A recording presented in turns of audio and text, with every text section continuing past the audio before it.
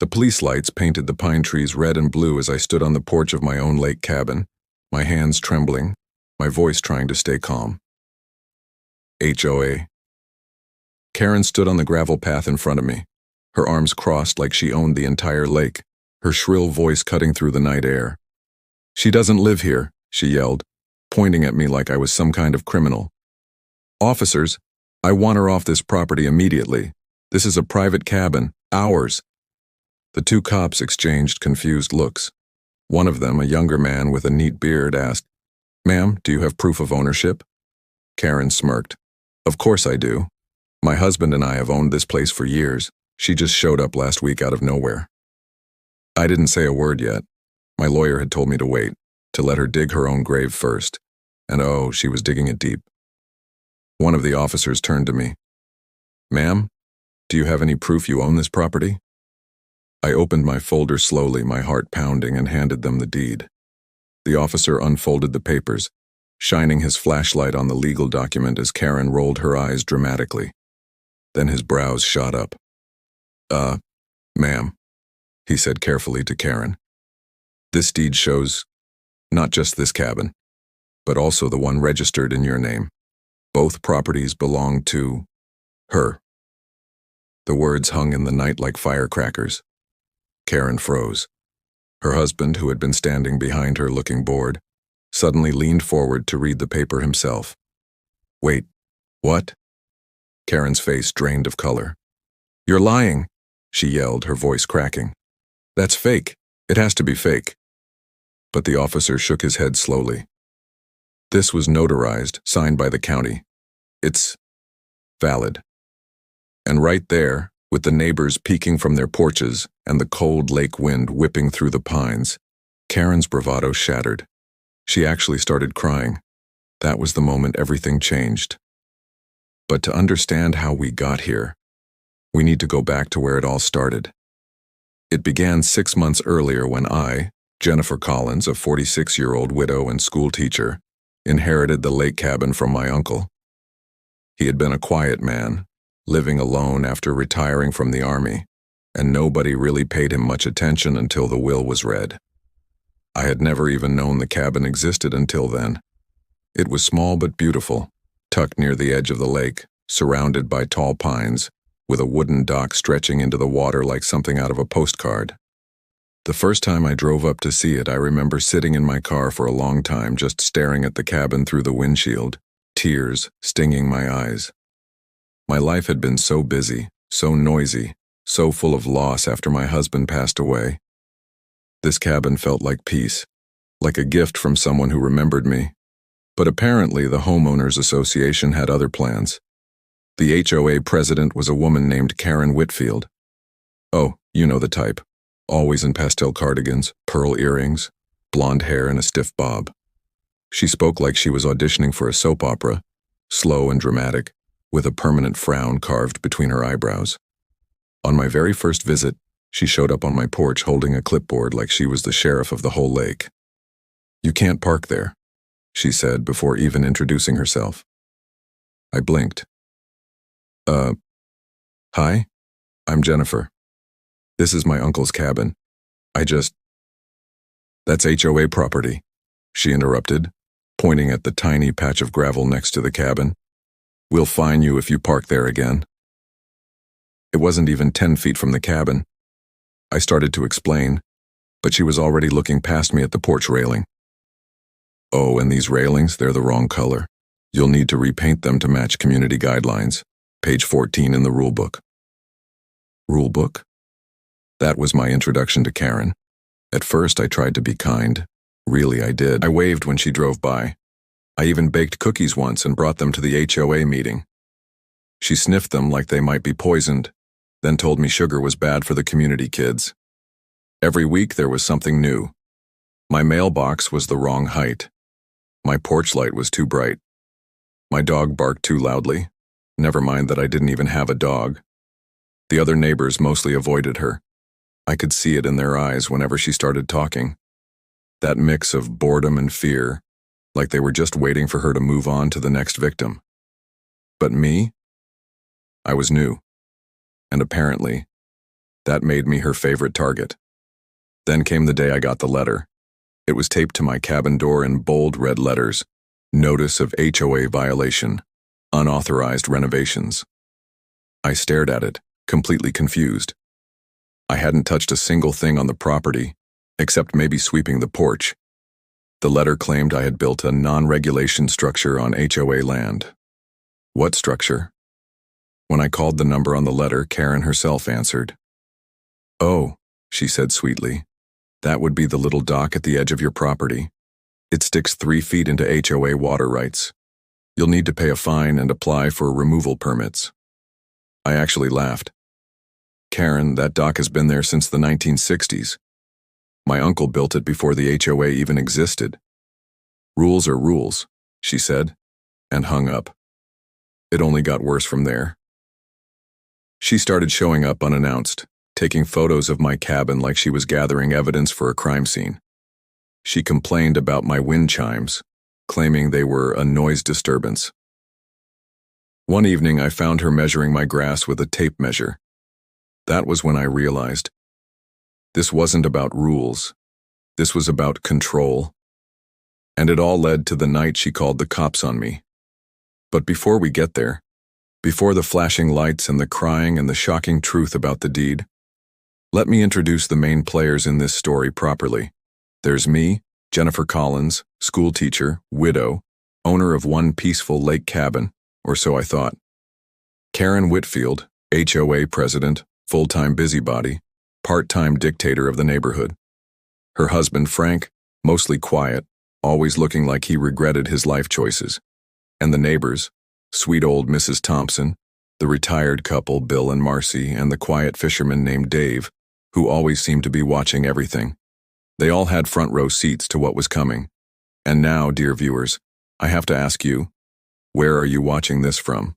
Because trust me, you're going to want to stick around. The night the cops showed up was only the beginning. And the next part? It would shake the entire neighborhood. The night the police lights flashed across the lake, I stood still on the porch with the deed clutched in my hands. The officers had just read it out loud, the cold official words echoing like a thunderclap through the crisp night air. Karen's face had gone pale when they announced the truth, that I owned not only my cabin but hers too. She had called the cops to kick me out, certain she was right. And now here she was, her voice trembling, insisting the deed must be fake, while the neighbors peeked out from their windows like curious owls. But here's the thing about moments like that. People only see the explosion. They don't see the slow burn that led to it. They didn't see the months of letters, fines, accusations, and one HOA president's determination to make my life miserable. So let's go back a little further, to when things were quieter, when I was still trying to be nice, still trying to fit in, still trying to believe Karen Whitfield was just a misunderstood woman instead of the tyrant of the lakeside. Because the truth is, at first, I thought I could win her over. It was late spring when I moved in properly.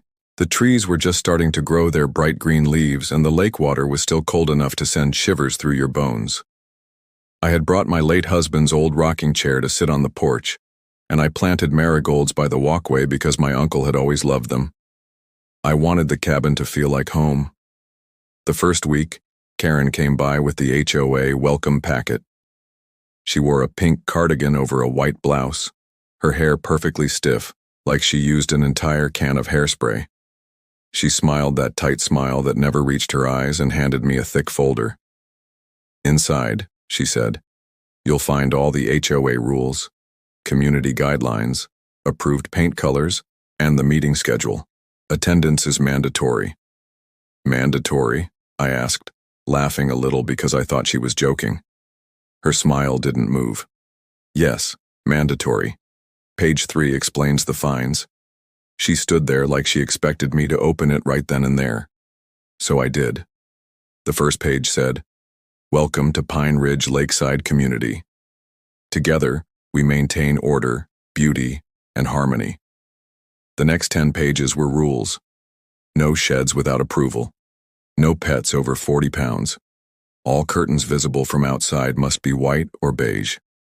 White or beige. I looked up at her, but she was already pointing to my porch railing. That color there, she sniffed, isn't on the approved list. I glanced at the railing. It was just brown. Normal brown wood. Karen sighed like I had personally offended her. Page 12, she said. Approved colors. I tried to play along in the beginning. Really, I did. I nodded through her lectures, promised to review the packet, and even baked brownies for the next HOA meeting. She didn't touch them. Instead, she gave a 40-minute speech about people leaving kayaks too close to the shoreline. Nobody said a word. I realized pretty quickly that Karen ran this HOA like it was the White House. She loved the power, the rules, the way people shifted nervously in their seats whenever she looked their way. But me, I wasn't nervous. Not yet. The first real fight started over wind chimes. I had bought a small set from a local craft shop, pretty blue glass pieces that made a soft, tinkling sound when the wind blew. I hung them by the porch because the sound reminded me of summers with my uncle when I was a kid. 2 days later, there was a note on my door. Noise complaint. Remove chimes within 24 hours or face fines. I actually laughed. Wind chimes? When I called Karen, she said, they disturbed the peace. The peace? I repeated. Karen, they barely make any noise. Rules are rules, she said, and that became her favorite phrase. After that, it felt like she was watching me. If I left my trash can out 5 minutes past pickup time, there was a letter. If a single leaf sat too long on my driveway, she sent an email. One afternoon, I came home to find her photographing my mailbox. Problem? I asked, stepping out of my car. She jumped like she hadn't expected me. Mailbox height regulations, she said stiffly. Yours might be 2 inches too tall. 2 inches? Rules are rules. I started to notice the other neighbors watching too. Not me, her. Bill and Marcy, the retired couple next door, would shake their heads whenever Karen marched through the neighborhood with her clipboard. Don't take it personal, Bill told me once.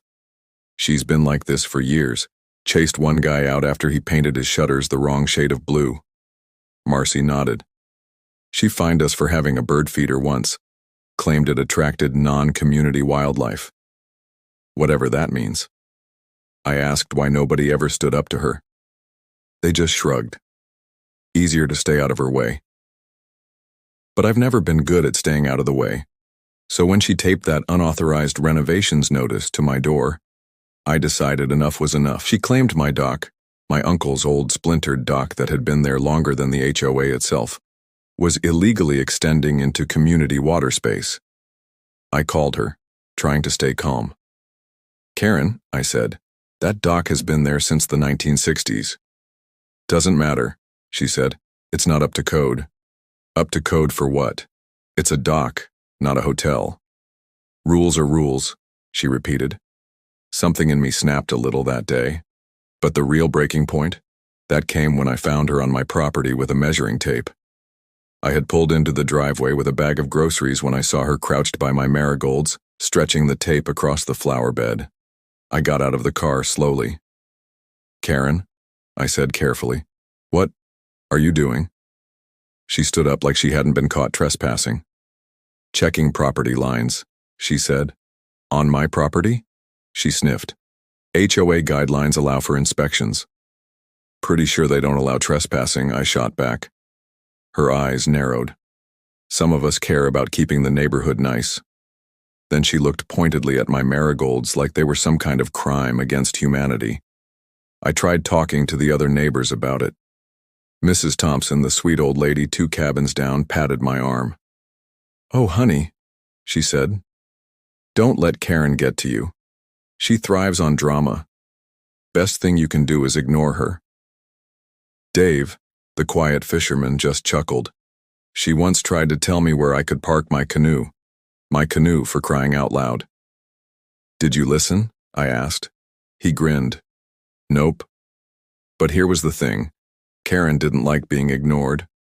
And when people didn't bow down to her rules, she found ways to push harder. The letters kept coming. Unapproved lawn ornament. That was my uncle's old wooden duck statue. Exterior lighting violation. Apparently my porch bulb was too bright.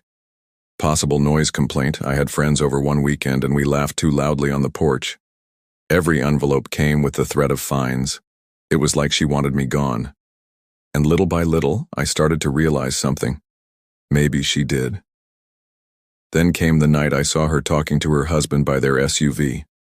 I was taking the trash out when I heard her voice drifting across the driveways. "She doesn't belong here, Frank," she was saying. "This is a nice community. We don't need people like her ruining it." People like me. I froze in the shadows, heart pounding. Frank just muttered something I couldn't hear. He always looked tired, like he was surviving rather than living. Karen huffed. "If she doesn't follow the rules, she can leave. We'll make her leave." And here's where fate stepped in. Because while she was plotting to kick me out, something else was happening. Something she didn't know about. I had gone to the county office to pull up my uncle's property records. I wanted to know exactly where my land began and ended so she couldn't keep lying about community space. That's when the clerk handed me a thick envelope. "These are all the properties under the Collins estate," he said. "Properties?" I repeated. He nodded. "There are two." "Two?" I opened the envelope right there at the counter, and my jaw dropped, because along with my cabin was the deed to another one, registered under Karen and Frank Whitfield's address. At first I thought it had to be a mistake, but no. My uncle had bought several parcels of land decades ago, before selling some and keeping others. And apparently through some complicated legal twist, the land Karen's cabin sat on had never actually been transferred fully, which meant technically, legally, it was mine. I didn't say anything at first. I wanted to be sure. I spent weeks double-checking records, talking to a lawyer, making sure everything was airtight, and all the while, Karen kept sending her little letters, her little fines, her little threats. She had no idea the ground under her house literally was about to disappear. And then, the night came when she called the cops on me. I had been out of town for 2 days visiting my sister. When I came back, there she was on my porch yelling at the police that I was trespassing. "This woman does not own this cabin," she shouted. "She just squats here like she owns the place. It's illegal." Neighbors gathered like it was free entertainment. Mrs. Thompson stood on her porch clutching her robe. Bill and Marcy whispered to each other. Dave leaned against his truck, arms crossed, grinning like he knew a secret. The police asked for proof of ownership. Karen smirked and waved at her cabin like that proved anything. "We've been here 10 years. Of course we own it." That's when I handed the officer the deed. And when he read it out loud, when he said the words, "Both properties belong to her," when Karen's face went pale and Frank leaned forward in shock, that was the first time I saw Karen Whitfield speechless. But it wouldn't be the last, because this was only the beginning. And now I have to ask you all, where are you watching from? Because trust me, you'll want to hear what happened next. The night Karen cried was nothing compared to what was coming. The officer's flashlight shook a little as he handed the deed back to me, and I could see his badge now that the light was closer. "Reed." Officer Reed cleared his throat and spoke slowly so everyone could hear him. "Ma'am," he said to Karen, "this is a civil matter, but the record is clear. This deed lists Jennifer Collins as the owner of the parcel with this cabin, and the parcel tied to your address as well." The lake seemed to hold its breath. Even the frogs went quiet. I pressed the folder to my chest and whispered, "Thank you, Uncle Ray." The wind moved through the trees like he had heard me. I slept with the deed on my nightstand, like a child, with a flashlight. Morning washed the lake in milk-white fog. I made coffee, fed a slice of toast to the bold little chipmunk who lived under the porch, and walked down to the dock. The old boards creaked the way they always had. I ran my fingertips along the warm, splintered rail. "Not up to code," Karen had said once. I smiled, small to myself. I had choices. My lawyer, Ms. Avery, a calm woman with steady eyes and a low voice, had laid them out on the phone the week before. You could file an ejectment action, she had said. You could force them to leave. If the parcel under their cabin is still in your family's estate, you have leverage. She had paused. Or you could talk. Talk to Karen? I had asked, surprised at my own laugh. You can offer grace with a deadline, Ms. Avery said. It's still strength. It just wears a softer sweater. Now on the dock with fog and coffee, I thought about that. I didn't want to ruin anyone's life. I wanted peace. I wanted to breathe and paint the railing and hang wind chimes that sounded like summer. I went inside, typed a letter, and printed it on the little home printer that always jammed on the last page. The letter said I would not make any sudden moves. It said I wanted a fair, kind solution. It said the truth was the truth, but nobody needed to be crushed by it. It offered 30 days to sit with lawyers and sort it out. It ended with a promise. While we talked, I would not step on their porch or peer in their windows or do anything to make them afraid. Kindness, even when you can win without it, is still the right road. I signed my name.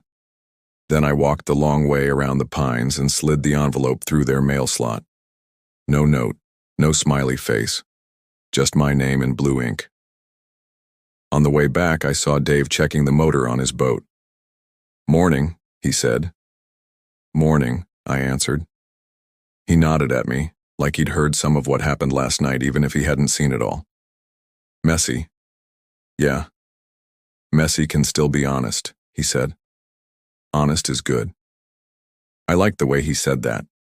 Simple, kind, like a man who fixed broken things with his hands and didn't need a meeting about it. Less extreme, that's how the day started. I cleaned my little kitchen. I set the marigolds upright after a raccoon bowling league had rolled through overnight. I drove to town for groceries and waved at the clerk who always commented on the weather like it was an old friend who dropped by. On the bulletin board near the bakery, a flyer flapped on a pushpin.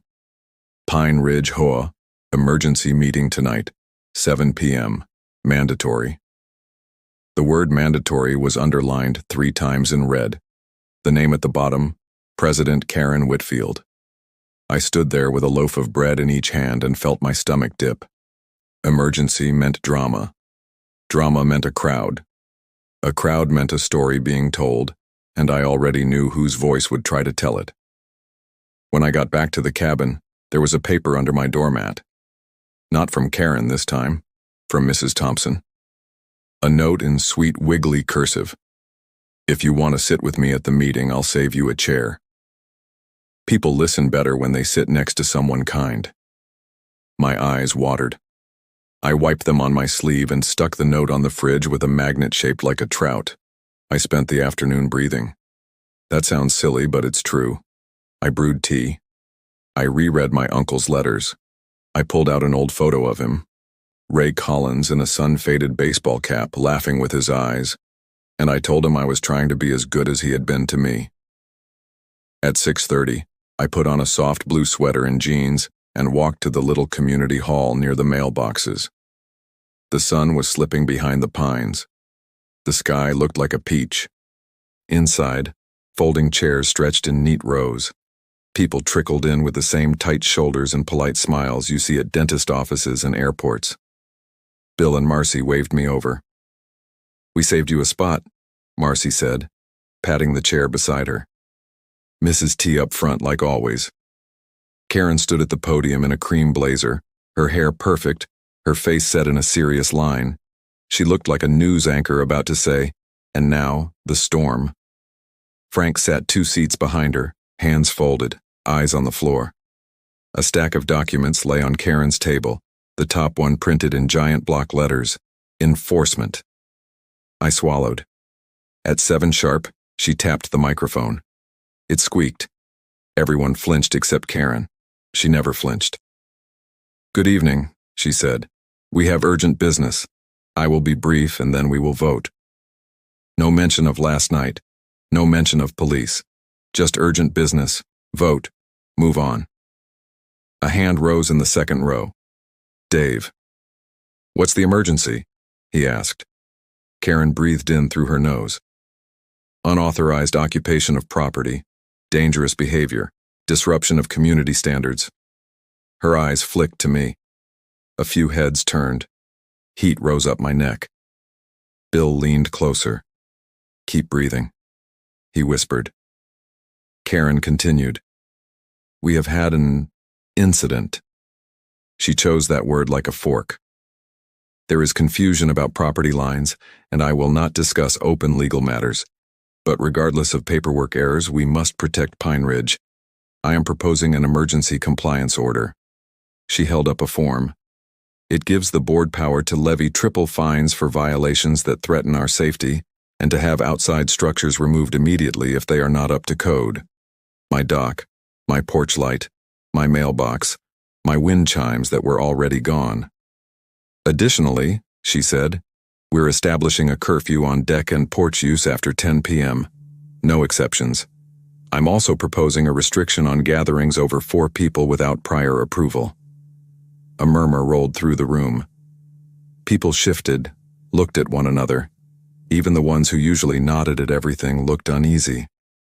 Finally, Karen said, voice sharper, until the ownership question is resolved, I am asking the board to authorize a temporary no-contact directive against Ms. Collins for my safety. My throat closed. What? She smiled without smiling. This is about safety and peace. We have rules for a reason. Mrs. Thompson pushed herself up with her cane. Karen, darling, she said, as soft as a hymn, I've known you 10 years. I've never seen Jennifer do one unkind thing. She brought me soup when I had the flu. This is not personal, Evelyn, Karen said, using her given name like a warning label. Sit, please. But Mrs. Thompson didn't sit. Honey, she said, and her voice had more iron than sugar now. You cannot build a wall made of rules and pretend it is love. Love is not a wall. People clapped, spontaneous and shy at first, then real. Karen's jaw moved side to side. Order, she snapped. We will have order. Dave raised his hand again. We can't just triple fines because you're mad, Karen. That's not order. That's punishment. It's safety, Karen said. It's fear, Bill said quietly. Marcy squeezed his hand. I stood. My knees felt like they belonged to someone else. May I say something? I asked. Karen didn't look at me. 3 minutes, she said, checking her watch. Then we vote. I walked to the front and faced the rows of neighbors who had watched me plant marigolds and carry groceries and laugh on my porch when my sister visited. I held Ms. Avery's advice in my pocket like a smooth stone. Grace with a deadline. I'm not here to fight, I began. I'm here to live. I know last night felt big. It felt big to me too. I swallowed. I didn't know about the second parcel until I checked my uncle's estate. I didn't plan to hurt anyone. I left a letter this morning at the Whitfield's place. I offered time. I offered a table to talk at. I offered kindness. A quiet fell that sounded like listening. I won't lie, I said. The fines, the notes, the photos. They hurt. They made me feel like a stranger in a place my uncle loved. But I don't want revenge. I want neighbors. I turned to Karen. I don't want you to be afraid of me, Karen. I'm not your enemy. I'm just a woman who misses her husband, who likes marigolds, who wants to drink coffee on her dock in the morning. If the paper says something that scares you, let's sit with the paper and the people who can read it better than we can. Let's not use rules as rocks. Someone exhaled like they had been holding their breath for months. A few people clapped again. This time it wasn't shy. Karen's face didn't change. Not one muscle. Thank you, she said, like a door closing. We'll proceed to vote, board members only. The board, Karen, Frank, and 2 others who often looked at Karen before they spoke, walked into a small side room. The door shut. The room buzzed. I returned to my seat. Mrs. Thompson patted my wrist. That was brave, she whispered. Brave and soft. The best kind. We waited. The humming fluorescent light over row 3 flickered and then steadied. Dave leaned forward, elbows on knees. Bill cracked his knuckles, then looked guilty about it. Marcy dug a peppermint from her bag and pressed it into my hand. The door opened. Karen returned with a thick face of decision. Frank trailed her, eyes on the carpet. "The board has voted," Karen said, crisp as winter. "The emergency compliance order is adopted. Triple fines begin immediately. The curfew is in place. Gatherings of more than 4 require approval." Groans. A few gasps. Someone said, "That's not right," but quietly, like they were afraid of the word itself. "And," Karen continued, "the board has requested a temporary no-contact directive regarding Ms. Collins. We will be seeking it with the court first thing tomorrow." I stood so fast my chair scraped. "You can't do that." She showed her teeth. "Watch me." I opened my mouth, but Mrs. Thompson's cane touched my ankle, a small anchor. "Breathe, honey," she whispered. "Don't let anger write your words." I sat. The meeting adjourned. People stood, confused. Dave shook his head. "This isn't over," he muttered to no one and everyone. Outside, the sky had turned black velvet. The air smelled like pine and lake and something else. Storm. I walked back with Bill and Marcy. "The board shouldn't be only her friends," Marcy said. "We need new voices." "Next election," Bill promised, though he didn't sound sure how. By the time I reached my porch, the air was heavy, like it wanted to push me into a chair. I made tea I didn't drink and stared at the phone I didn't want to use. I wanted quiet. I wanted to believe kindness would be enough. At 9:50, I stepped onto the porch and sat in my rocking chair. 10 minutes left until curfew, thanks to Karen's new rule. The lake rippled. A loon called. I rocked slow. My uncle's chair creaked the song I loved. At 10:02, a car rolled to a stop at the end of my drive. A county sedan. My heart misstepped. A deputy climbed out, hat under his arm, papers in his hand. He walked up my path, eyes tired but kind. "Ms. Collins?" he said. "Yes." He handed me the papers. "I'm sorry to bring this so late. The judge signed it near closing, temporary order. You need to keep 300 feet from Karen Whitfield and her residence until a hearing next week. Don't contact her directly. You'll have your chance to respond." My fingers went cold. The paper felt heavier than paper should. "She did it tonight. Filed at 4:58, he said, like that time mattered in a special way. "Look, these things, they can be messy. Doesn't mean the judge will keep it after hearing both sides." I nodded, but my neck felt made of wood. "Thank you," I said, because I was raised to be polite even when the world tilted. He touched the brim of his hat and left. I stood on the porch alone, the night pressing against my sweater, my breath small. I hadn't called her. I hadn't gone near her door except to slide a letter through with gentleness, like putting a blanket on a sleeping child. Now, I was the danger on paper. I looked at the 300 feet line printed in neat black text. I pictured a circle drawn in chalk around her cabin. If I stepped wrong, the chalk would become a wall. If I spoke wrong, the wall would be a cage. Less extreme afternoon, extreme night. The story kept its rhythm like a drum. I folded the order, set it next to the deed on my table, and stared at both. Truth and accusation, touching edges. I did what I always do when fear tries to crawl up my ribs. I made a small promise. "I will choose kindness," I whispered into the room. "But I won't let lies grow teeth." Thunder rolled far off. The first fat drop of rain tapped the rail. Then, tires on gravel. Lights swept my windows. I thought the deputy had come back, but the car was different, lower, and the headlights cut across my marigolds like they were guilty.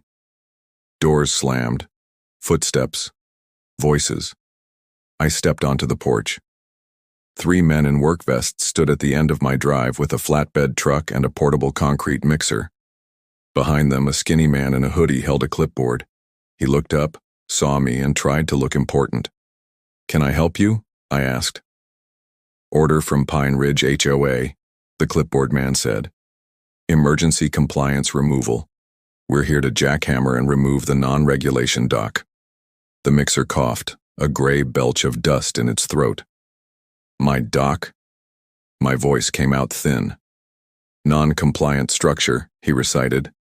Immediate removal to protect safety. We'll have it gone by morning.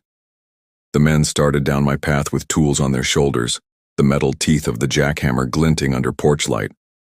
Stop, I said. But it was just air. They kept walking. The storm picked that exact moment to split the sky open with white light, and thunder sat on the roof like a giant. I ran for the steps. You can't touch that dock, I shouted over the sudden rain. It's not your right. Ma'am, the clipboard man said, lifting the paper like a shield. We have an order. Signed by the HOA president. We get triple pay if we do it before sunrise. Jackhammer teeth hit the first board. Wood screamed. Extreme landed with a heavy boot on my heart. Dave, I yelled into the storm. Bill, Marcy, anyone. And from the dark, like the lake itself had decided to stand up, I heard boots running, doors opening, voices calling my name. The rain poured and the dock shook and the jackhammer rose for another bite. And that's where I leave you for now. Before we pick up from this very moment, tell me, where are you watching from? And let me introduce our cast so far, because names matter when the storm hits. I'm Jennifer Collins, a school teacher and widow trying to live kindly in the cabin my Uncle Ray left me. Karen Whitfield is the HOA president who believes rules can build a safer world, even when they cut people. Frank Whitfield is her husband, quiet and tired, a man I think wants peace more than power. Mrs. Evelyn Thompson lives 2 cabins down. She carries a cane, a gentle voice, and more courage than most people I've met. Bill and Marcy Jensen are the retired couple next door who believe in peppermints, hand squeezes, and speaking up when it's hard. Dave Carter is the fisherman with watchful eyes who calls messy honest and shows up when it counts. Officer Reed and his partner, Officer Martinez, are the cops who kept the night from boiling over. And Ms. Avery is my steady lawyer who believes strength can wear a softer sweater. Tell me your city or state below, and hold on. Next, we start right where we stopped, with rain, a jackhammer, and a dock that refuses to go quietly. Rain poured over the lake like a broken dam as the jackhammer roared on my dock. The board splintered under its biting steel teeth, water mixing with wood dust into a thick, ugly paste that ran toward the lake's edge. My marigolds, my peaceful mornings, my uncle's memories. It all shook under the storm's fists and the men's boots. I ran forward, waving my arms through the sheets of rain. Stop, you can't do this, that's private property. The man with the clipboard didn't even flinch. He shoved the soggy paper in my direction, rain smearing the ink. Signed HOA order, he shouted over the thunder. Triple pay for emergency removal. This isn't legal, I screamed. Take it up with your HOA, he barked back. We just do the job. The jackhammer's vibration rattled through the ground into my bones. Another plank snapped, a sharp cry lost under the storm's roar. Then a new sound cut through the chaos. Voices. Hey, what's going on? Bill and Marcy appeared from their porch, Marcy gripping a yellow umbrella that flipped inside out as the wind grabbed it. Bill wore a raincoat thrown over pajamas, his face red with anger. You can't tear down her dock in the middle of the night. Bill bellowed, stumbling over the wet gravel toward the men. HOA order, the clipboard man repeated like a machine. Signed tonight. Move aside, sir. Like hell I will, Bill roared, planting himself between the workers and my dock. The rain plastered his thinning hair to his head. Marcy clutched his sleeve, eyes wide with fear but not moving either. Another voice joined, sharp as the storm. Stop this right now. It was Mrs. Thompson. She stood on her porch in her robe, one hand clutching her cane, the other gripping the railing. Her thin voice carried like a battle horn over wind and rain. This is illegal, Karen. You hear me? Illegal. At the sound of her name, Karen appeared. She stood at the edge of the storm under a huge black umbrella, a raincoat buttoned to her throat. The water didn't dare touch her polished shoes. Frank trailed behind her, head low, collar turned up against the rain. Karen's face was carved stone. "Proceed," she told the workers, voice cold and steady. "You can't do this," I shouted, stepping toward her. "You don't own this land." Her umbrella tilted slightly, shielding her eyes from the storm. "HOA rules permit emergency safety measures," she said. "Your dock is rotted, dangerous, liability risk." "That dock has been here 60 years, I yelled. "Rules," she said simply, "are rules." Thunder cracked like a rifle shot overhead. More neighbors poured out now. Dave from his cabin, 2 teenagers from up the hill, a couple I didn't know carrying a flashlight that shook in their hands. "What's happening?" someone shouted. "They're tearing down Jennifer's dock," Marcy cried, "in the middle of a storm." "For safety," Karen snapped, turning to the crowd. "This structure violates—" "Safety?" Dave cut in, his deep voice booming over the storm. "You call jackhammering on wet wood in a lightning storm safety? Lady, you've lost your mind." A few neighbors nodded, murmuring agreement. "Back inside," Karen barked. "All of you. This is board business." "No," Mrs. Thompson said firmly from her porch. Rain slicked her gray hair flat, but her voice carried iron. "This is our neighborhood, Karen. You don't get to be queen just because you own a clipboard." Laughter broke through the thunder. Bitter, tired laughter from people who had swallowed too many fines, too many rules, too many years of Karen's voice telling them what shade to paint their shutters. Karen's jaw tightened. "Finish the job," she ordered the workers. The jackhammer started again.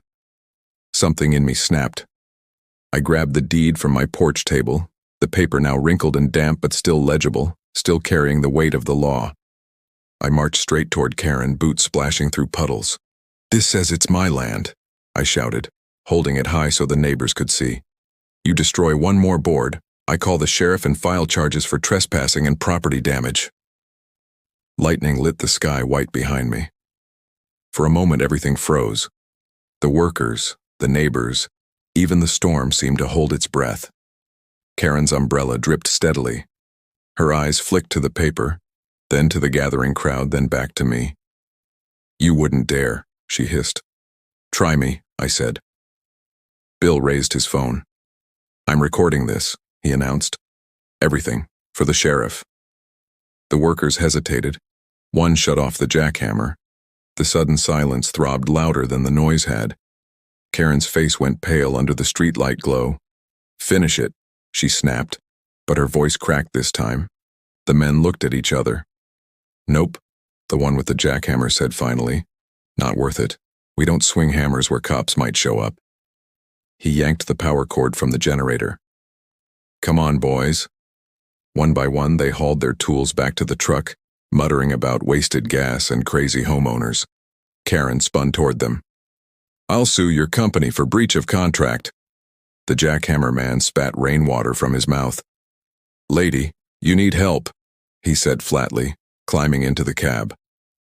The truck rumbled to life and rolled into the storm, taillights glowing red through the sheets of rain until they disappeared up the hill. For a moment, only the storm spoke. Then Mrs. Thompson lifted her cane toward Karen like Moses at the Red Sea.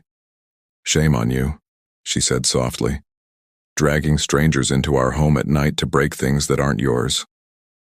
"It is mine," Karen shouted, spinning to face the neighbors. "All of it. This neighborhood exists because of order, because of me. Without rules, there's chaos. Animals. Look at her." She stabbed a finger toward me, rolling in here with her weeds and her wind chimes and her attitude.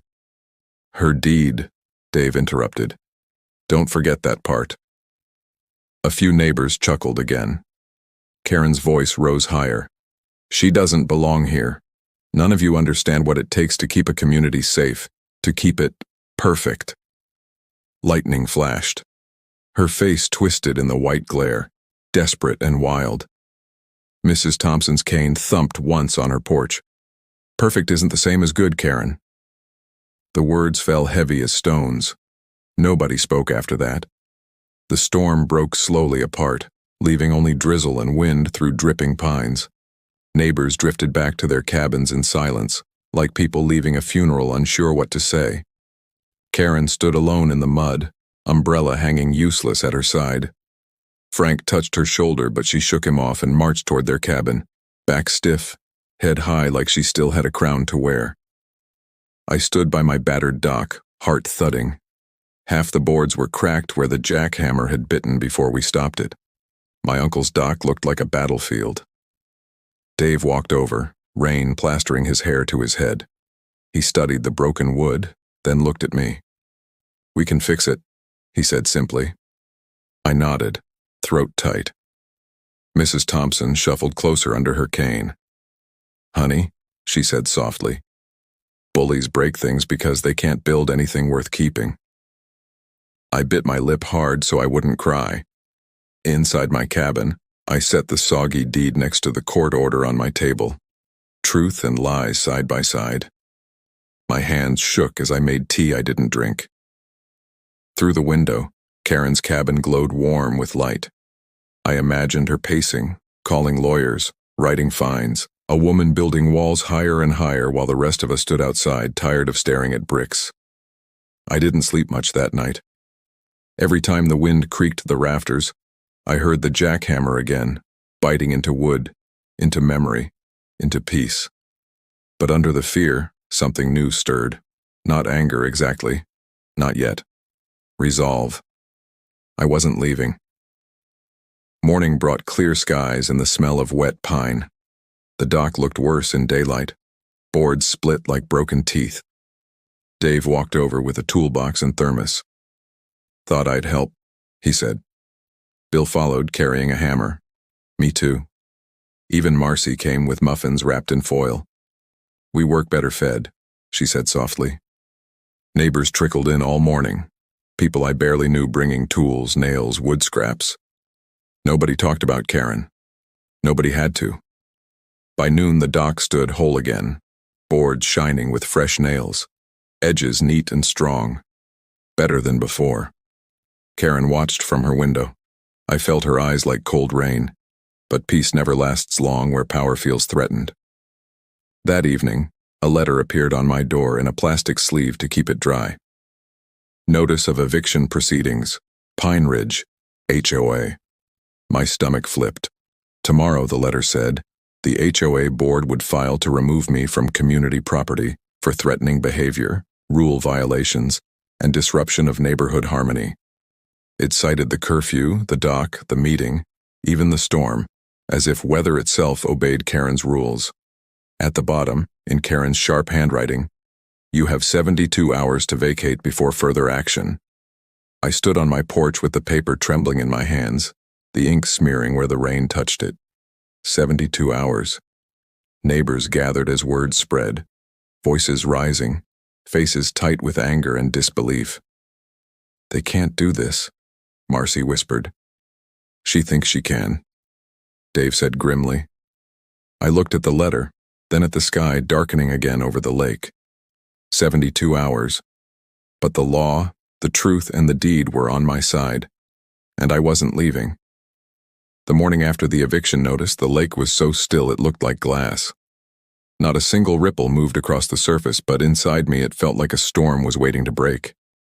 The paper on my porch, the one with 72 hours to vacate scrawled across it, sat on my kitchen table like a rattlesnake coiled and ready to strike.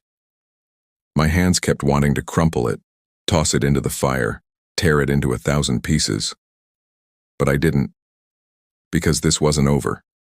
Not by a long shot. By 9 a.m., the neighborhood buzzed like a kicked beehive. Word spread fast in a place like Pine Ridge. The Jensens came by first. Bill carried coffee in one hand, his face red with anger. Marcy trailed behind him, lips pressed thin like she was holding back every word in the dictionary. "She can't evict you," Bill said before I even opened the door fully. "She thinks she can," I muttered, sliding the letter across the table. Marcy read it, shaking her head slowly. "She really believes she runs this place like some kind of kingdom." "Not a kingdom," Bill grumbled. "More like a prison." They weren't the only ones. By noon, Mrs. Thompson showed up with her cane tapping against my steps. She carried a pie in one hand and fury in the other. She gave me one of these, too, Mrs. Thompson said, holding up her own letter. I froze. She what? Mrs. Thompson nodded sharply. Said if I didn't stop encouraging insubordination, her words, not mine, she'd have me removed for creating a hostile environment. Hostile environment, my foot. I'm 81 years old. The only hostile thing I do is feed the squirrels. I almost laughed, but it died before it left my throat. This wasn't funny anymore. That evening, Karen called another emergency HOA board meeting. This one was different. The flyer stapled to the mail kiosk said they'd be voting to officially remove me from the community and authorize legal action if I refused to leave. Let her try, Dave muttered when he read it. He was leaning against his truck, arms crossed, jaw tight. Courts don't care about HOA tantrums. They care about deeds and laws. You've got both. I've also got neighbors who are scared, I said quietly, watching a couple across the street read the flyer and hurry back into their cabin. Because that was the thing. Karen ruled by fear. Fines, rules, shaming people at meetings until they shut up.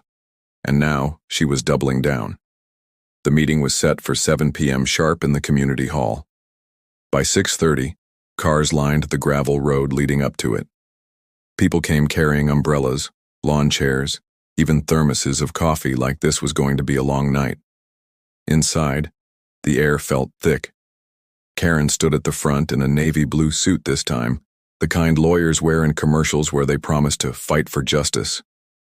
Her hair was shellacked into perfection, her smile thin as fishing line.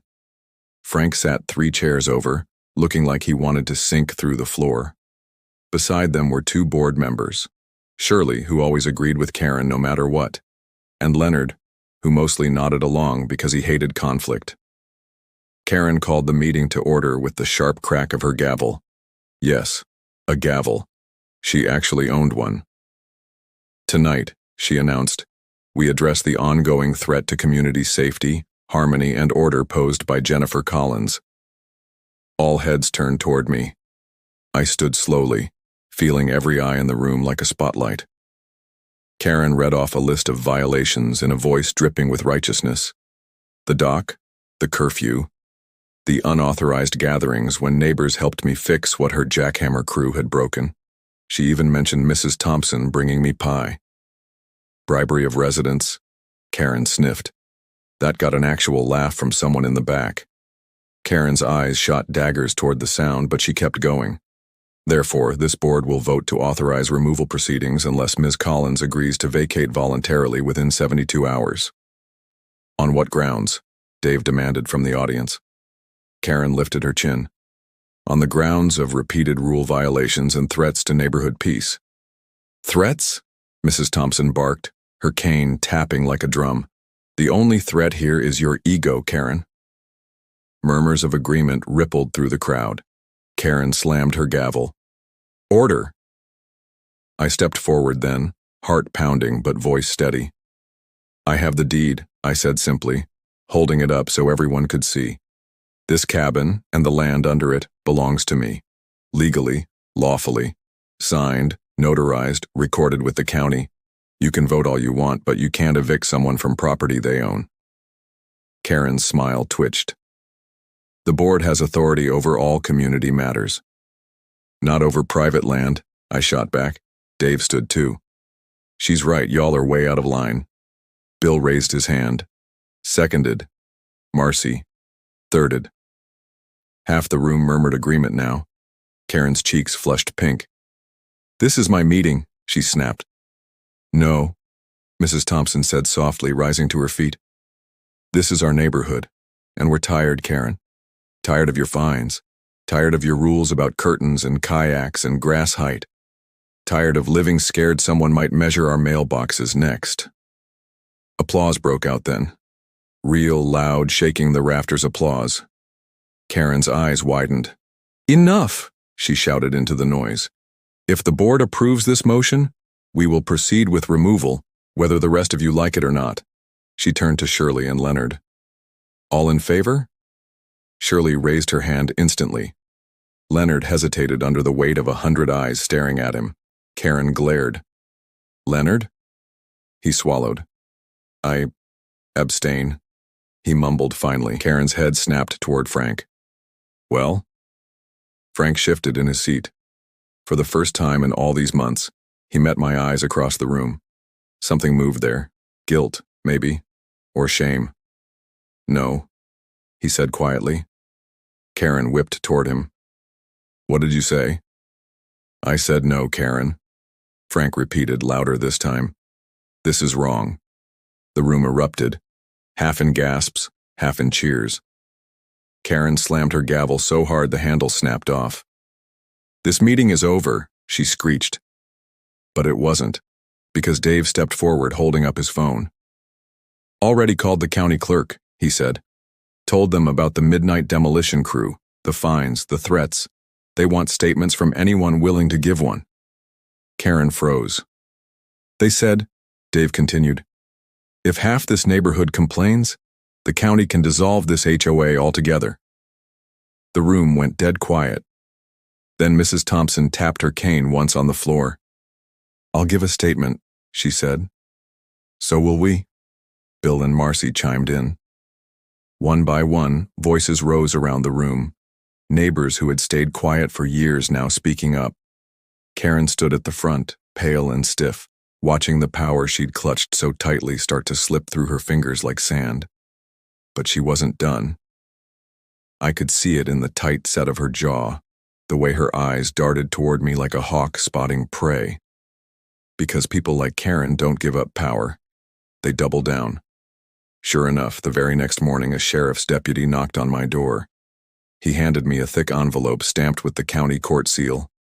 Karen had filed a lawsuit against me for defamation, harassment, and emotional distress. I laughed when I read it, an actual disbelieving laugh. But under the laugh was anger. Cold, deep anger. Because this wasn't just about a cabin anymore. This was war. The courthouse smelled like rain and floor polish when I walked in 2 days later. The lawsuit papers crumpled slightly from how tightly I'd held them. My lawyer, Ms. Avery, met me at the entrance, her briefcase swinging at her side, her eyes calm like always. Deep breaths, she said softly. Karen wants you rattled. Don't give her the satisfaction. I nodded, but my stomach felt like I'd swallowed a fist. This wasn't just a neighborhood squabble anymore. This was a legal fight in front of a judge under fluorescent lights that made everything look too real. Karen arrived with Frank trailing behind her, his hands shoved deep in his pockets like he wanted to disappear. She wore a gray blazer, pearls at her neck, hair perfect as glass. 2 men in suits carried boxes behind her, probably full of whatever evidence she thought proved I was the villain here. Her eyes found mine across the hall. She smiled. Not a nice smile. The kind of smile people wear when they think they've already won. We sat on opposite sides of the courtroom. The judge, a tired-looking man with silver hair, shuffled papers on his bench. Case number 4829, he said finally. Whitfield versus Collins. Allegations. Defamation, harassment, emotional distress. Plaintiff seeks damages and removal from property. Removal from property? Ms. Avery repeated under her breath, eyebrows lifting. She really went for it. Karen's lawyer, a tall man with shiny shoes and the personality of a wet napkin, stood first. He launched into a speech about rules, about order, about how my supposed behavior threatened the peace of the entire neighborhood. He waved photos of my dock. He read printouts of Karen's violation letters like they were sacred texts. He even brought up the emergency meeting, twisting my neighbor's support into mob intimidation tactics.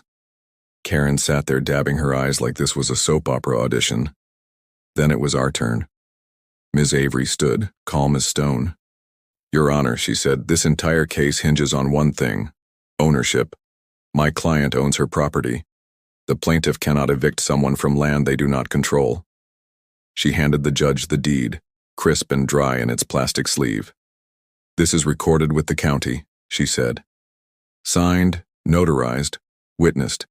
Ms. Collins not only owns her cabin but, through her late uncle's estate, also owns the parcel the plaintiff's home sits on.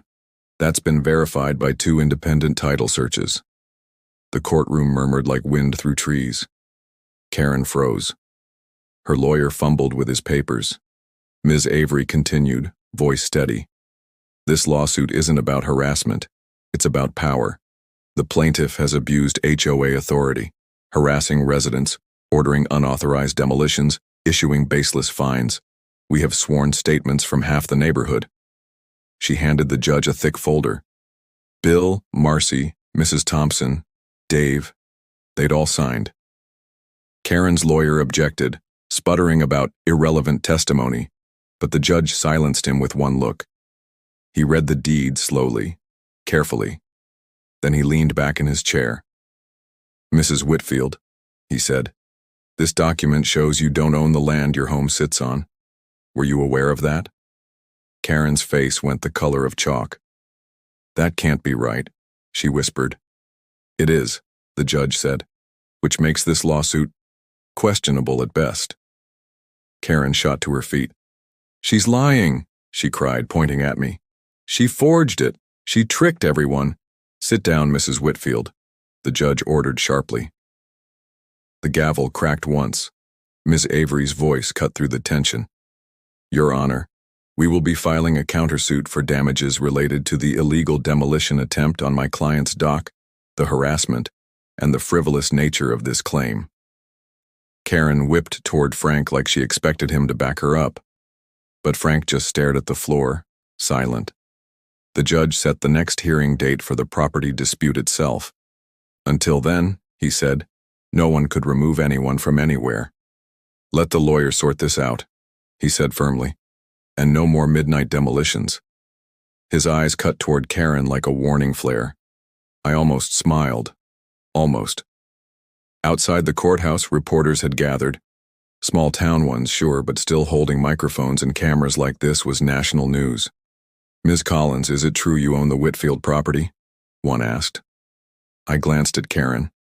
Her face was tight, her mouth a flat line. Yes, I said simply. And I'm not looking to hurt anyone. I just want peace. Karen stalked past without a word, heels clicking like angry metronomes. Back at the lake, the neighbors were waiting. Bill handed me a mason jar of lemonade. We heard what happened, he said, grinning. Whole town's talking. Mrs. Thompson patted my arm.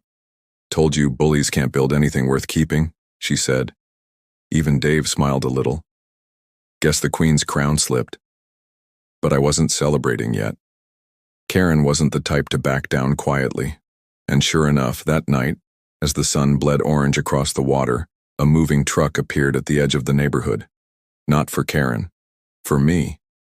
Big men climbed out, started unloading boxes labeled evidence storage. I walked over. What's this? I asked. One of them handed me a paper. HOA order for temporary storage seizure.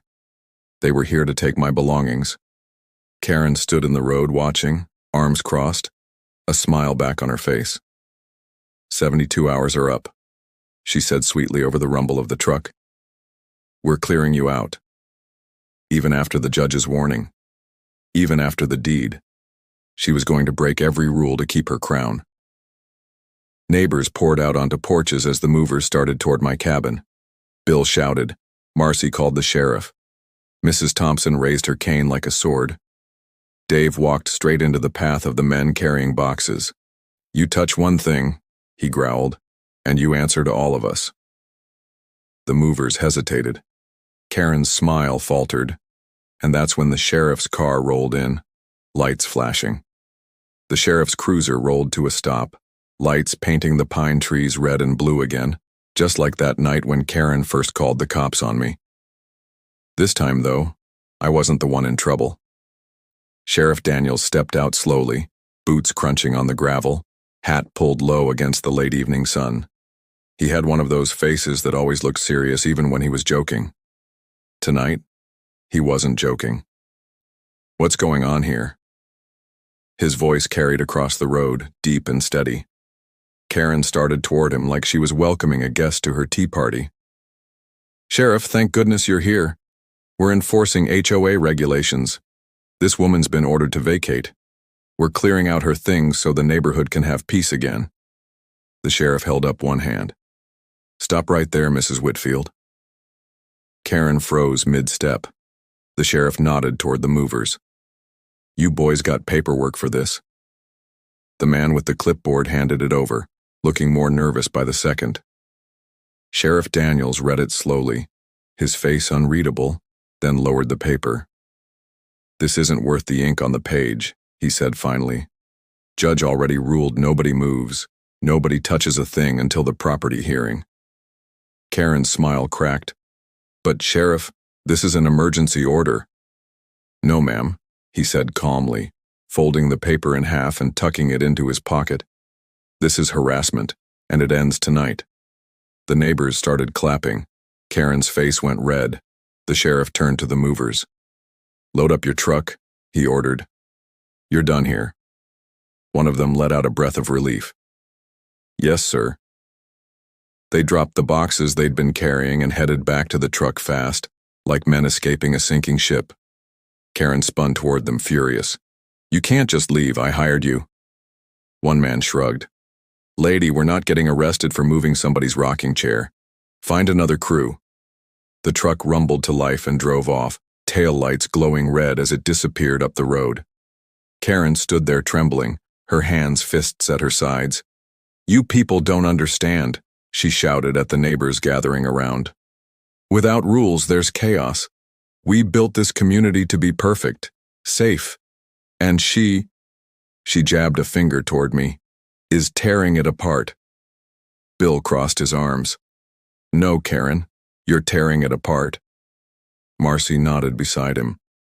"We used to like it here. Now everybody's scared to hang a flower basket without permission." Even quiet Leonard, one of the board members, stepped forward. "This isn't what I signed up for when I joined the HOA," he said. "This has gone too far." Karen whipped toward him. "Too far? Leonard, she owns your cabin too, don't you get it? She could throw you out next." Leonard glanced at me. "Yeah," he said slowly, "but she hasn't." That shut Karen up for half a second. Sheriff Daniels looked around at the neighbors. "Far as I can tell," he said, "this is a civil dispute, not a police matter. But Mrs. Whitfield, if you keep ignoring court orders, it will become criminal. Do we understand each other?" Karen's lips pressed into a thin, angry line. The sheriff tipped his hat to me. "Ma'am," he said, "you let your lawyer handle this. Don't take the bait." I nodded. "Thank you, Sheriff." He gave Karen one last look before climbing into his cruiser. "Enough drama for one night," he muttered as he drove off. The crowd slowly drifted back to their cabins, murmuring about lawyers and court dates and how Karen had finally met her match. Dave stayed behind, leaning against his truck. "She's losing control," he said quietly. "I know," I said. "She's not going to take it well." "I know that too." And I was right. Because the next morning Karen made her boldest move yet. I woke to the sound of engines. 2 bulldozers and a dump truck sat at the edge of the neighborhood. Men in hard hats milled around, sipping coffee from paper cups. And standing in front of them, holding a rolled-up blueprint like a sword, was Karen Whitfield. My stomach dropped. She saw me on my porch and smiled that thin, cold smile. "We're widening the road," she called sweetly. "Emergency HOA project. Starts today." I stared at her. "That road doesn't need widening." She shrugged. "Plans say it does. And guess where the new easement goes?" I felt my hands go cold, straight through my front yard. By 9 a.m., the bulldozers were rumbling toward my property line. Bill and Marcy ran over, shouting at the workers to stop. Mrs. Thompson stood at the edge of the road, shaking her cane like a general rallying troops. Dave climbed into his truck and blocked the path of the first bulldozer with his headlights blazing. Karen stood there smirking like the queen of the world. "Move the truck," one worker told Dave. "Not a chance," Dave said. The bulldozer's engine roared louder. Karen crossed her arms, waiting. And that was when 3 more sheriff's cruisers rolled in, lights flashing. 3 sheriff's cruisers rolled up fast, tires spitting gravel, lights cutting through the morning mist like warning flares. The bulldozer engines cut off one by one. Men in hard hats leaned on their shovels, looking unsure if they were about to pour concrete or witness a full-blown riot. Sheriff Daniels climbed out of the first car, his jaw tight, his eyes taking in the bulldozers, the dump truck, the neighbors gathering in bathrobes and baseball caps, and Karen standing there like the Queen of Pine Ridge holding her blueprints like royal decrees. "Mrs. Whitfield," the sheriff said slowly, "you want to explain why there are bulldozers pointed at private property after a court order told everybody to stand down." Karen smiled like butter wouldn't melt in her mouth. "This is an HOA-approved infrastructure project," she said sweetly. "Completely legal. We're widening the road for emergency vehicles. Safety first, Sheriff." "Safety?" Mrs. Thompson shouted from behind her cane. "You're bulldozing her front yard out of spite." Karen ignored her. The sheriff took the rolled-up blueprints from Karen's hand without asking. He unrolled them on the hood of his cruiser, rainwater spotting the paper. After a long moment, he looked up. "Ma'am," he said flatly, "these plans aren't signed by the county. There are no permits, no surveys, nothing." Karen's smile cracked a little. "The HOA board approved it," she said. "The HOA board," Sheriff Daniels said slowly, "does not have the authority to move public roads or seize private land. Which means, Mrs. Whitfield, what you've got here," he tapped the bulldozer with one finger, "is illegal trespass with intent to destroy property." Gasps went through the crowd like a wave. Karen's face flushed red. "You can't talk to me like that," she snapped. "I am the HOA president." "Not for long," Dave muttered from where he leaned against his truck, arms crossed. The sheriff folded the blueprints and handed them to one of his deputies. "Shut it down," he ordered. "All of it." The bulldozer operators didn't even argue. They started their engines, turned the machines around, and rolled back toward the main road, like men grateful to be leaving before things got uglier. Karen whirled on them. "I hired you," she yelled. "You work for me." One of the operators, a big man with a sunburned neck, spat on the gravel. "Lady, I work for whoever signs the checks, and I'm not getting arrested today." The dump truck followed the bulldozers out. Engines faded into the trees until only the wind and the angry sound of Karen's breathing remained. Sheriff Daniels turned back to Karen. "Mrs. Whitfield," he said evenly, "the county judge issued a stay. That means nobody builds, tears down, widens, narrows, or touches anything until ownership is decided. You violate that order again, and you won't just lose your HOA. You'll be in contempt of court." Karen's mouth opened, then closed. For once, no words came out. The sheriff tipped his hat toward me. "Ma'am, you need to call your lawyer. Looks like this is headed for the big courthouse in town." I nodded slowly, my heart still hammering. Then he looked around at the neighbors gathered in clusters. "Y'all might want to think real hard about who runs your HOA," he said, "because this one here is dragging you into a legal mess big enough to sink the whole ship." He climbed back into his cruiser, the others following, tires crunching down the wet gravel road. The neighborhood exploded into arguments the second the cruisers disappeared. "She's out of control," Bill shouted, waving his arms. "First the dock, now the road. What's next, bulldozing Mrs. Thompson's mailbox?" "She can't keep us safe if she's breaking the law," Marcy snapped. "Safe?" Mrs. Thompson barked. "Safe from what? Wind chimes?" People laughed then, real tired laughter that had been waiting months to come out. Karen stood in the middle of it all, shaking, her perfect hair frizzing in the damp air. "You're all ungrateful," she screamed. "I built this community. I made it beautiful, orderly, perfect, and you traitors, are letting her destroy it." She pointed straight at me. Dozens of eyes turned my way, but for the first time since I moved here, nobody looked scared to take my side. Dave stepped forward, his voice steady. "We're not scared of you anymore, Karen." Leonard, the timid board member who always nodded along, cleared his throat. "Maybe it's time," he said slowly, "to hold a recall vote." Karen spun toward him, eyes blazing. "You wouldn't dare." Leonard met her glare for once. "Watch me." Cheers broke out across the road, real, loud cheers that rolled like thunder through the pines. Karen's face went white. That night, the recall petition spread through the neighborhood faster than gossip at a church picnic. Bill and Marcy knocked on doors with clipboards. Mrs. Thompson sat on her porch with lemonade and a pen for anyone who wanted to sign. Even Leonard helped, his hands shaking, but determined. By sunset, nearly every resident had signed except Karen, Frank, and Shirley, the board member who never spoke unless Karen told her to. Dave drove the petition straight to the county clerk's office in town. By morning, a notice went up on the mail kiosk. Special vote, HOA President Recall. Saturday, 6 p.m. Karen went door to door all day, trying to convince people she was the victim. "She's stealing your homes," she shouted at one couple as they closed their curtains.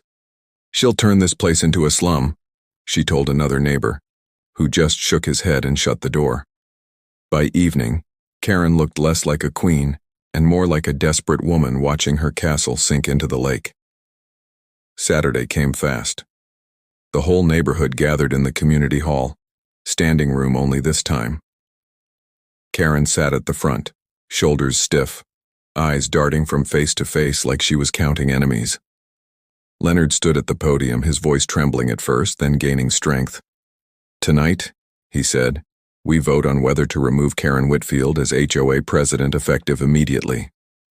He held up the petition. Majority rules. People lined up one by one to cast their votes on slips of paper. I stood near the back, arms folded, heart thudding. Karen sat frozen, hands clenched in her lap, watching the box fill up. When the last vote dropped in, Leonard and two volunteers counted them at a table under the exit sign. The room buzzed like a beehive. Finally, Leonard turned, holding the stack in his shaking hands. "By a vote of 42-3, he said clearly, "Karen Whitfield is hereby removed as HOA president." The room erupted. People cheered, clapped, even whistled. Mrs. Thompson thumped her cane on the floor like a drum. Bill hugged Marcy. Dave actually smiled. Karen sat pale and still, as if the words hadn't landed yet. Then she stood abruptly, her chair screeching across the floor. "This isn't over," she hissed. "None of you understand what you've done." She stormed out, Frank following silently behind her. But it was over, at least for her. The HOA board voted Leonard in as interim president until new elections. His first act? Canceling every fine Karen had ever issued in the past 6 months. His second? Dropping the lawsuit against me entirely. For the first time since I moved here, Pine Ridge felt quiet, peaceful, like maybe the lake could reflect the sky again without Karen's shadow darkening the water. But as I walked home that night under the stars, one thought stayed with me. Karen wasn't the kind to disappear quietly. And sure enough, 2 weeks later, a real estate sign appeared in front of her cabin. For sale. By owner. The for sale sign planted in front of Karen's cabin stood there like a flag of surrender. Neighbors slowed their cars to stare. Mrs. Thompson shuffled past with her cane, shaking her head like she couldn't believe it. Bill and Marcy whispered about it on their porch while Dave leaned against his truck, arms folded, watching everything with that quiet look he always had, like he knew storms better than most people. I stood at my window, arms crossed, staring at the bright red letters. By owner. By owner. That was the part that made me laugh under my breath. Because the land under that cabin, the dirt, the trees, the driveway, even the patch where Karen planted those ridiculous pink azaleas, it was mine. Legally mine. And whether Karen admitted it or not, every time the wind knocked that for sale sign sideways, it was falling on my property. 2 days after the sign went up, a shiny black SUV pulled into the neighborhood.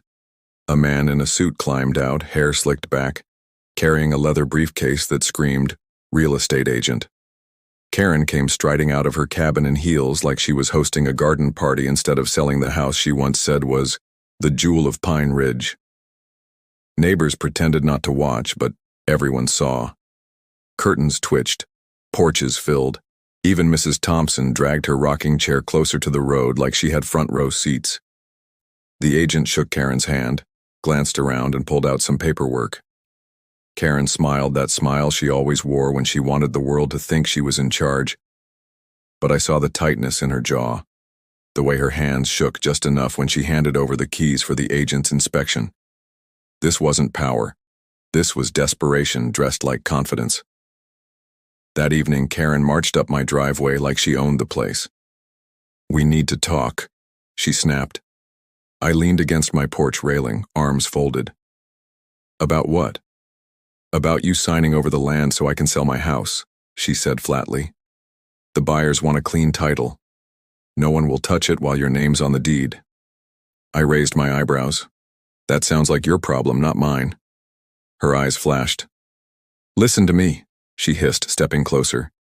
"You've humiliated me enough. The meetings, the sheriff, the recall vote. Fine, you win. But I need to sell this house.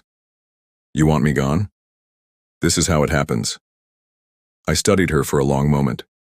She looked thinner, paler, like the fight was draining out of her inch by inch. "Tell you what," I said finally. "I'll meet with my lawyer. We'll draw up terms. But I'm not signing a thing until every bogus fine you gave this neighborhood is refunded, every complaint erased, every threat dropped." Her mouth fell open. "You can't." "Oh, I can," I interrupted. "And I will. You want out? You clean up the mess you made first." For the first time since I'd known her, Karen didn't have a comeback.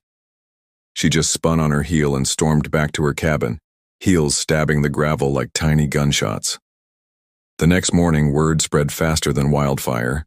Karen agreed. Every fine she'd issued in the past year, gone.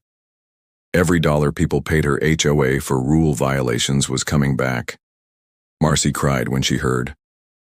Bill actually popped open a bottle of champagne at 10 in the morning. Mrs. Thompson baked 2 pies instead of 1. For the first time in months, Pine Ridge felt lighter. A week later, we met at the county clerk's office. Karen sat stiffly across the table, sunglasses hiding her eyes even though we were indoors. Her lawyer looked like he wanted to be anywhere else. Ms. Avery slid the paperwork over. "Ms. Collins agrees to transfer the parcel under the Whitfield property upon proof of sale," she explained, "on the condition that all previous HOA fines are nullified and refunded as recorded here." Karen signed without a word. I did too. It felt final. 2 weeks later, the house sold. A young couple with 2 kids and a golden retriever moved in. They painted the shutters bright blue, not the HOA-approved beige, and nobody said a word. The kids built a treehouse in the backyard. The dog barked at squirrels. The neighbors waved at each other without fear someone might write them up for leaving a trash can out 5 minutes too long. Pine Ridge felt like a neighborhood again instead of a kingdom. The night after the moving truck left Karen's driveway for good, the neighbors gathered on my dock. Bill grilled burgers. Marcy brought lemonade. Mrs. Thompson sat in a lawn chair wrapped in a blanket, smiling like the whole lake belonged to her. Even Dave cracked a joke or two between bites of potato salad. The air felt warm, easy. No clipboards, no fines, no Karen. But I'll admit something. As I watched the sun dip behind the pines, painting the lake orange and gold, I wondered what Karen was doing right then. If she was sitting in some apartment in the city, plotting a comeback. If she still dreamed about control, about rules, about power.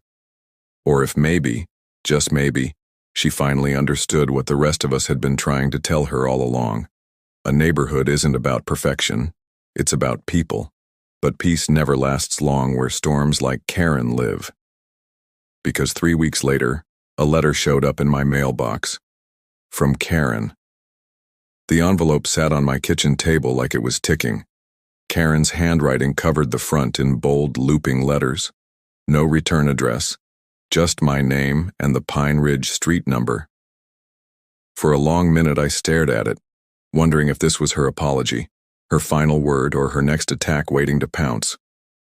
I finally slid my finger under the flap and unfolded the letter inside. Jennifer, you think you've won. You think selling that house means I've disappeared. But Pine Ridge isn't yours to run. It was perfect before you came, and one day it will be perfect again. I'll be back when you least expect it. Enjoy your little victory while it lasts. Karen Whitfield. I read it twice, the second time slower. It wasn't a threat exactly, but it wasn't peace either. Mrs. Thompson was sitting on my porch when I brought the letter out. She read it through her glasses, lips pressed tight. Honey, she said finally, some people don't know how to live unless they've got someone to fight. Bill and Marcy stopped by with groceries just as Mrs. Thompson handed the letter back. She's not coming back, is she? Marcy asked softly. Looks like she wants to, I said. Bill grunted. She can try. Whole neighborhood would run her out by sunrise. For a while, things were quiet. The new family in Karen's old house settled in fast. Their kids rode bikes down the road without helmets, which would have made Karen faint dead away. The golden retriever barked at every duck that swam too close to shore. One afternoon, Leonard, the timid board member who'd grown a spine after the recall, announced he was running for HOA president permanently. But, he said quickly, only if we make some changes. Like what? Dave asked from the back row of the meeting. Like limiting the board's power, Leonard said. No more fines over flowers, no more surprise bulldozers, and no more presidents serving more than one term. The neighbors cheered so loud Mrs. Thompson had to thump her cane on the floor for quiet. By unanimous vote, Leonard became president that day. A week later, a county clerk's truck pulled up with a stack of official papers. Pine Ridge HOA Charter. Amended. The new rules were simple. No fines without a full neighborhood vote. No board actions after dark.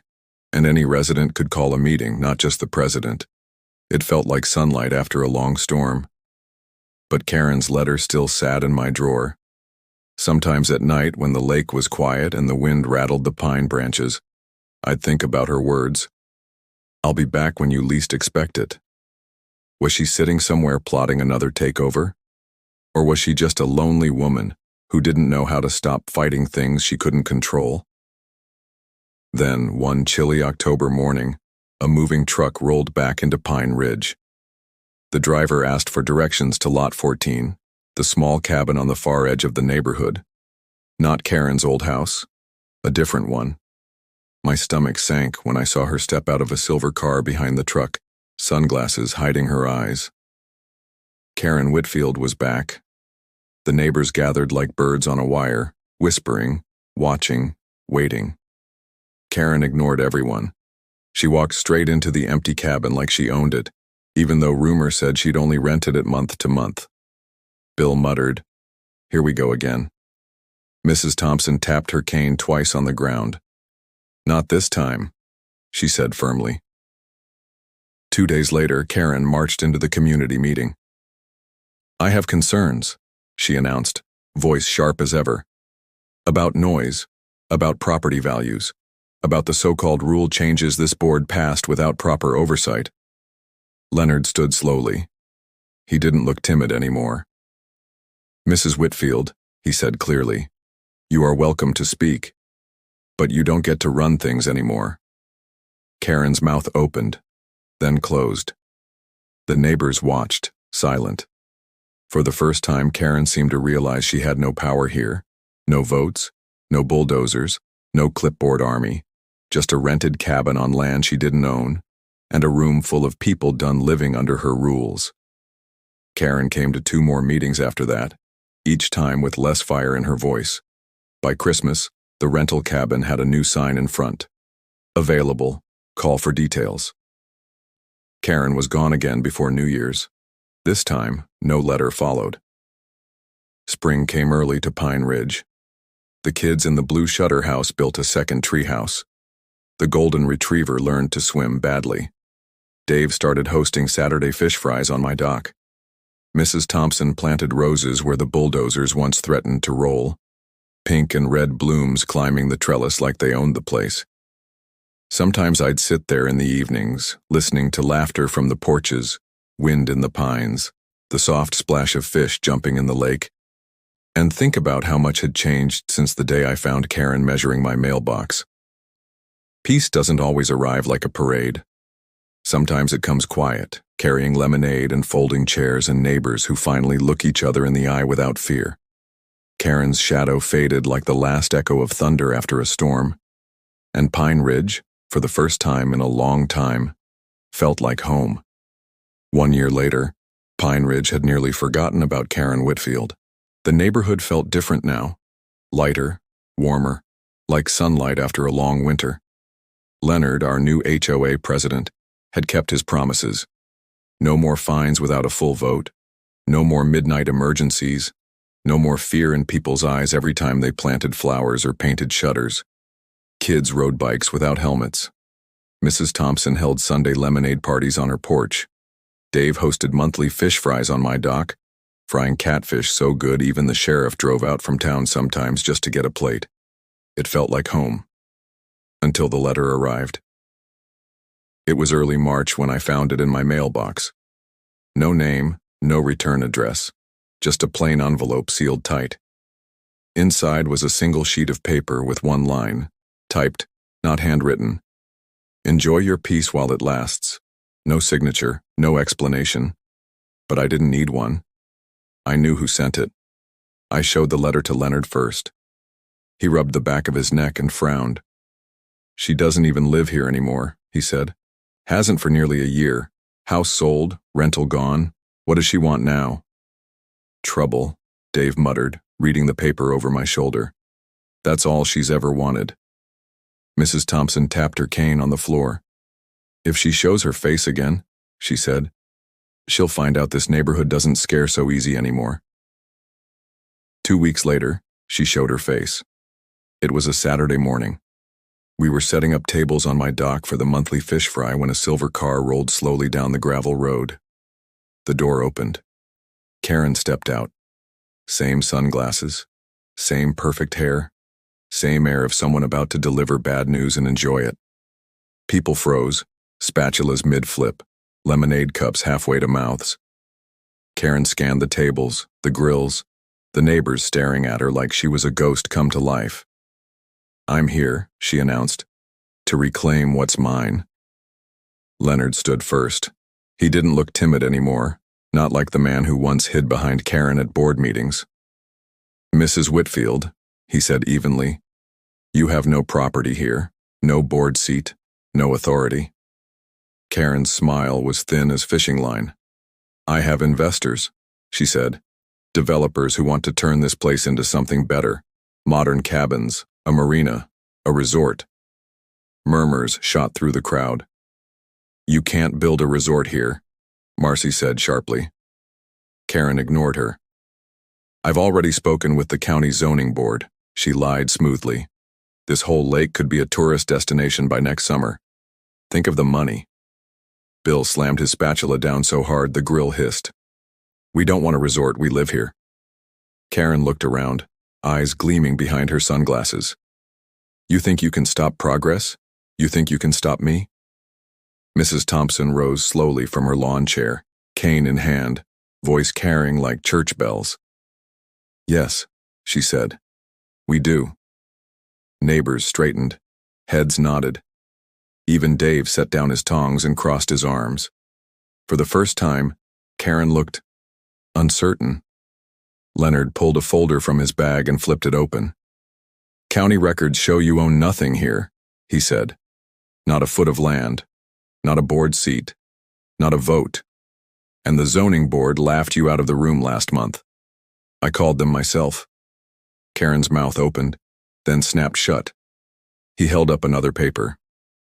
This, he said, is a cease and desist order drafted by our attorney. Step 1 foot onto private property again with your big plans, and we file it with the court. Karen's face turned the color of chalk. For a moment I thought she might scream, or cry, or call a bulldozer just to feel powerful again. But she didn't. She just stood there trembling, sunglasses hiding her eyes, hands clenched tight at her sides. Finally, she spun on her heel, stalked back to her car, and drove off so fast gravel spit from under her tires. The neighbors watched until the dust settled. That night, under string lights and stars, we ate catfish and cornbread on my dock. Kids laughed. Mrs. Thompson told stories about her late husband. Dave even played a little guitar. The cease and desist order sat signed and ready in Leonard's folder, just in case. But Karen never came back again. Not that summer.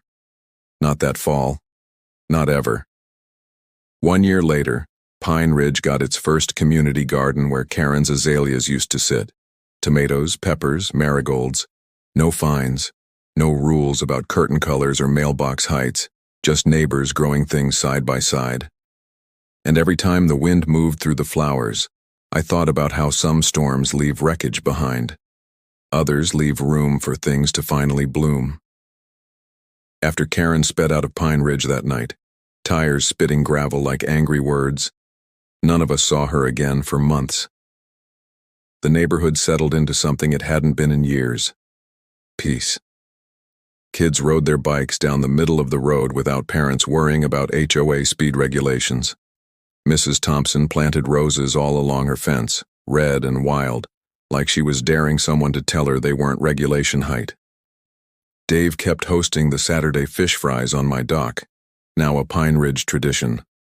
Leonard, our new HOA president, ran meetings that lasted 20 minutes instead of 3 hours. People laughed during them. Decisions happened without fights. Nobody stormed out. It was like sunlight had finally reached places Karen's shadow never let it touch. But every now and then, when a car slowed near the mail kiosk, folks would glance up, wondering if it was her. Then one hot afternoon in July, a letter came. Not in Karen's handwriting this time. This one was typed neatly with a return address from 2 towns over. It was from Frank. He wrote that he and Karen had divorced quietly that spring. She was living in a small apartment above a hardware store in a place called Brookhaven. No HOA, no committees, no lake views, just a second-floor balcony over a parking lot. She doesn't talk much anymore, Frank wrote. Spends most days reading on the balcony. I think she's tired of fighting. He ended the letter with, "She wanted me to tell you she's sorry. For all of it. She didn't know how to stop once she started." I read it twice, the paper trembling a little in my hands. I walked down to the dock that evening where the neighbors were gathered for the weekly fish fry. Mrs. Thompson sat in her lawn chair, cane resting on her lap. "What's that you've got there?" she asked. I handed her the letter. She read it slowly, lips moving without sound, then nodded once. "Some people don't realize the war was only in their own heads," she said softly. Bill and Marcy read it next, then Dave. Nobody said much after that. The wind moved across the lake, carrying the smell of frying catfish and charcoal. For the first time, I wondered if Karen had ever really been happy here, or anywhere. Summer slipped into fall. The community garden burst with tomatoes and sunflowers where Karen once threatened to build her emergency road expansion. Leonard stepped down after his term ended, replaced by a college student who lived in his grandmother's cabin. Meetings lasted 15 minutes now. Sometimes they ended with pie. The golden retriever at the Blue Shutter house had puppies. Mrs. Thompson taught the kids how to plant marigolds around the mail kiosk. "Because your uncle loved them," she told me once, smiling. One evening in late October, as the sun went down pink and gold over the lake, I drove to Brookhaven. I didn't tell anyone, didn't even know what I'd say. But I found the hardware store easy enough. There she was on the balcony above it, hair loose around her shoulders, a book in her lap. For a long minute she didn't see me. Then she did. She didn't wave. Didn't glare either. She just looked at me with tired eyes and nodded once, small, like someone finally setting down a heavy box they'd been carrying too long. I left without speaking to her. Some things don't need words. Back at Pine Ridge, the neighbors were lighting lanterns along the dock for the Harvest Festival. Kids laughed. Music floated across the water. Mrs. Thompson handed me a mug of cider. "You see her?" she asked. I nodded. "She coming back?" I shook my head. No, I said quietly. I think she's done fighting. That night, under string lights and stars, we ate chili instead of catfish for the festival. The golden retriever stole 2 cornbread muffins off the table. People told stories, laughed, lived. And for the first time since I inherited this cabin, Pine Ridge felt like it belonged to all of us. Not a queen, not a board, not a rule book, just neighbors. Karen never returned.